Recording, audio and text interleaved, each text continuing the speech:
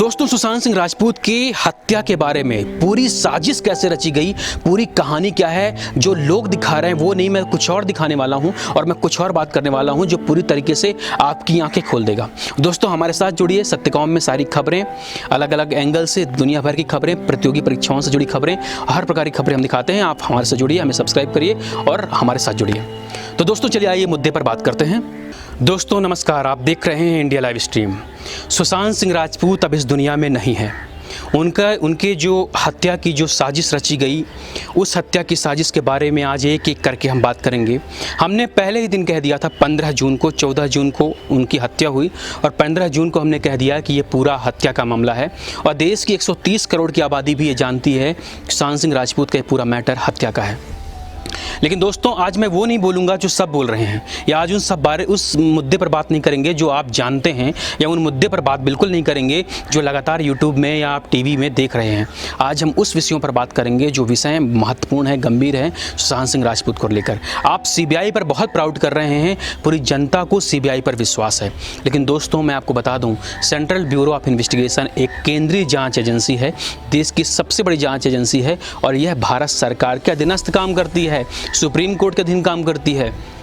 Free रूप से ये काम नहीं कर पाती और इसमें जो काम करने वाले लोग हैं वो हम और आपके बीच के लोग ही हैं। पुलिस जैसे ही लोग हैं वो लोग, कोई स्पेशल नहीं है। स्पेशल सिर्फ इसलिए क्योंकि उनके ऊपर सीबीआई का टैग लगा हुआ है, बाकी ज़रूरतें उनकी भी है, पैसा उन्हें भी चाहिए, लेकिन फिर भी हम ये विश्वास करते हैं कि इस मामले में सीबीआई निष्पक्ष जाँच करके एक बेहतर रिजल्ट पब्लिक के सामने ले आएगी। लेकिन हमारे मानने से दोस्तों ऐसा नहीं होता। आप जरा विचार कीजिए, पूरे मामले में सुशांत सिंह राजपूत का जो मामला है इतना बड़ा, इतना गंभीर है। महाराष्ट्र सरकार शुरू से ही इस मामले को इस हिसाब से लेकर चल रही थी कि जैसे उसने दिव्या भारती कांड में जो हुआ, 5 साल केस चला, हत्यारा गायब, उस बारे में हत्या के बारे में कोई जांच नहीं हो पाई, अपने आप सब बरी हो गए, कुछ पता नहीं चला, फाइल बंद हो गई। मतलब दिव्या भारती के केस का पता नहीं चला, गुलशन कुमार के केस का पता नहीं चला, जिया खान के केस में भी ऐसे ही हुआ। तो महाराष्ट्र सरकार को लगा, महाराष्ट्र पुलिस को लगा कि भैया इस मामले में भी जी भर के लूटो, जी भर के पैसा खाओ, वरिष्ठ अधिकारियों को बचाओ, वरिष्ठ नेताओं को बचाओ, और जो मरना था वो मर गया, जिसको जाना था वो चला गया, बात खत्म। और ऐसे ही होगा। महाराष्ट्र पुलिस को, मुंबई पुलिस को अंदेशा नहीं था कि जो पूरा का पूरा मामला है वो बाद में किसी न किसी माध्यम से फिर सीबीआई के पास जाएगा, या पुलिस को इस बात का भी अंदेशा नहीं था कि ये जो सुशांत सिंह राजपूत का मामला है उस पे महाराष्ट्र सरकार की सरकार गिरने की नौबत आ जाएगी।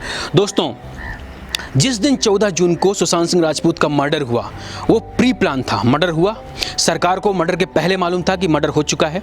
उसको पहले इंस्ट्रक्शन दिया गया था पुलिस को कि जाना है, सिर्फ उसको एक हत्या का सुसाइड का केस दिखाना है, ऐसा दिखाना है कि आत्महत्या हुआ, और फटाफट वहाँ से सब फोटोग्राफ्स उठाने हैं और बॉडी को सीधे ले जाकर एक्सपोज करके डिस्पोज करना है। कुल मिलाकर एक्सपोज करने का मतलब ये कि बॉडी को कपड़े उपड़े सब बाहर निकालिए, उसका पोस्टमार्टम करिए, सब फर्जी पोस्टमार्टम हो, और उसके बाद उसको ले जाकर आप मुर्दा घर में, सब घर में रखो और अगले दिन उसको डिस्क्लोज कर दो, डिस्ट्रॉय कर दो, उसको जला दो। सिंपल सी थ्योरी महाराष्ट्र सरकार की और पुलिस की एक सोची समझी पहले से एक पूरी प्लानिंग थी। इसीलिए जब महाराष्ट्र जो पुलिस है, जब मुंबई पुलिस जब वहाँ पहुँची सुशांत सिंह राजपूत के कमरे में या उसके फ्लैट में, तो उसने उस एंगल की तरफ ध्यान ही नहीं दिया। मतलब वो पुलिस जैसा नहीं सोच रही थी कि जो वहाँ पर काम कर रहे थे उनसे सवाल जवाब हो, उनसे पूछताछ हो, एक पुलिसिया एंगल से बात करें।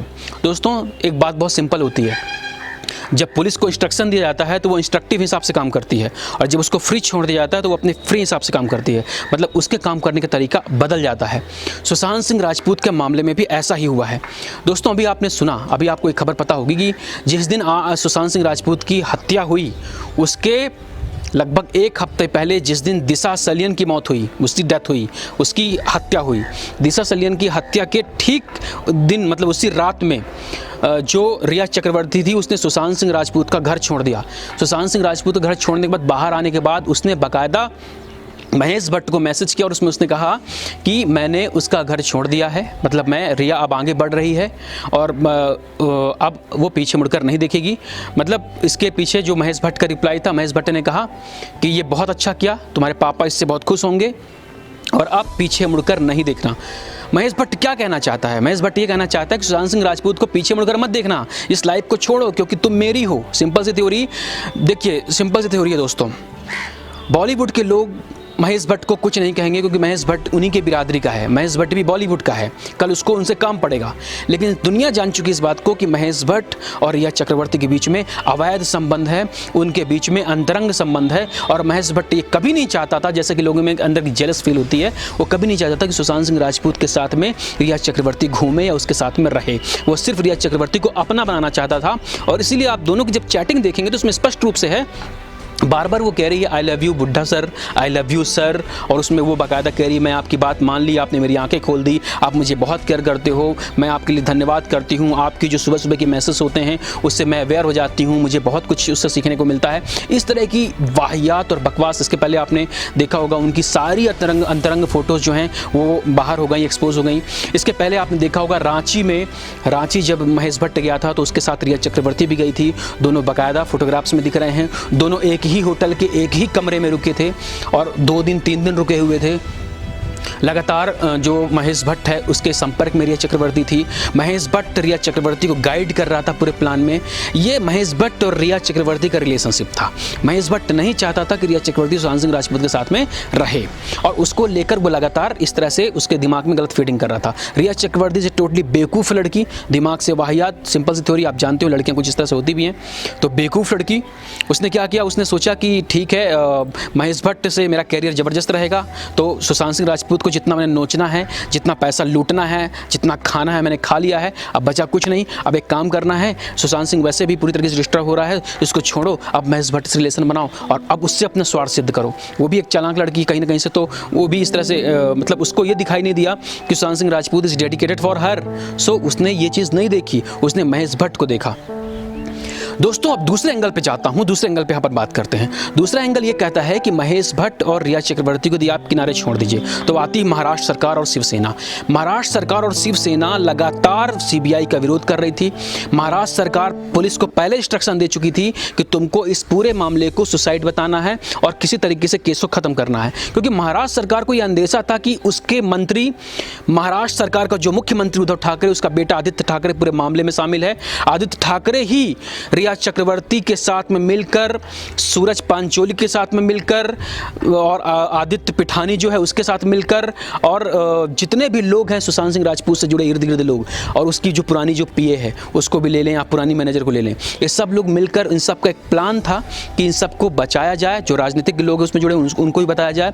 और कुछ हद तक यहाँ पर भी अंदेशा लगाया जा रहा है कि सुशांत सिंह राजपूत की हत्या एक दिन पहले, मतलब रात में हो गई थी, 13 जून की रात को ही हत्या हो गई थी। ये पूरा एक ड्रामा, मेलो ड्रामा क्रिएट किया गया पुलिस को दिखाने के लिए कि पुलिस वाले को लगे कि भाई ये आत्महत्या हुई है, जबकि बहुत सारे एक्सपर्ट ऐसा अंदाज़ा लगा रहे हैं कि एक रात पहले 13 जून को हत्या हो गई थी और हत्या होने के बाद बॉडी को लटकाने का प्रयास किया गया। लेकिन आप ध्यान देंगे एक भी फोटोग्राफ अभी तक एक्सपोज नहीं हुई है जिसमें ये साफ साफ दिखाई दे रहा हो कि सुशांत सिंह राजपूत जो फांसी में लटक रहे हैं। सिर्फ एक आधा कपड़ा दिखाई दे रहा है, ऊपर फैन से कपड़ा भी नहीं दिखाई दे रहा है, और उस कपड़े का जो टेंसर है वो टेंसर भी दिखाई नहीं दे रहा है कि कपड़ा 85 किलो का जो वजन है उसको सह सकता है। ये भी पुलिस ने प्रूव नहीं किया। इसके बाद दोस्तों एक सबसे बड़ी बात, पुलिस ने यह तक प्रूव नहीं किया कि सुशांत सिंह राजपूत का 14 जून को डेथ हुआ, उसके बाद लगातार इतने दिन बाद 2 महीने बीत गए, ज़्यादा बीत गए, एक भी पीसी नहीं की, एक भी प्रेस कॉन्फ्रेंस नहीं की। सुशांत सिंह राजपूत की मौत से जुड़ी गुत्थी को उसने क्या किया, किस हद तक सॉल्व किया, कुछ भी पब्लिक के सामने कुछ भी नहीं। फटाफट उसको सॉल्व करो। सुशांत सिंह राजपूत की डेथ से, हत्या से जुड़े सारे जो आरोपी हैं बिंदास घूम रहे हैं, कोई हैदराबाद घूम रहा है, कोई दिल्ली घूम रहा है, सबको छोड़ दिया गया है, किसी को गिरफ्तार करने की ज़रूरत नहीं है सब। और सबसे बड़ी बात दोस्तों, ज़रा विचार कीजिए कि जिस फ्लैट में इतने बड़े सेलिब्रिटी की हत्या हुई हो, उस फ्लैट को तुमने छोड़ दिया। उस फ्लैट में पत्रकार जा रहा है, उस फ्लैट में कोई भी जा रहा है, वो कायदे से फ्लैट सील होना चाहिए, उस फ्लैट को सील करना चाहिए। कोई सील नहीं, जो मर्जी आए बाहर आ रहा है, जो मर्जी आए अंदर आ रहा है, बिल्कुल भर्रे शाही बना के रखा। सिंपल सी थ्योरी है, मतलब पूरी तरीके से भ्रष्ट। दोस्तों ये वही पुलिस है, महाराष्ट्र पुलिस, जो आज तक ये नहीं पता लगा पाई कि हादसे के वक्त सलमान खान गाड़ी चला रहा था कि उसका ड्राइवर गाड़ी चला रहा था। सलमान खान केस को आप जानते होंगे, तो वो ये पता नहीं लगा पाई कि दिशा सलियन की मौत कैसे हुई, उसकी फाइल बंद कर दी। वो ये पता नहीं लगा पाई कि जिया खान का क्या हुआ, दिव्या भारती का क्या हुआ, गुलशन कुमार का क्या हुआ। ये वही महाराष्ट्र पुलिस है जो किसी भी सेलिब्रिटी के मरने के बाद दिवाली मनाती है, दशहरे मनाती है, क्योंकि इसको जी भर के लूटने का और जी भर के पैसे खाने का मौका मिल जाता है। दोस्तों चलो, बहुत बोला यार।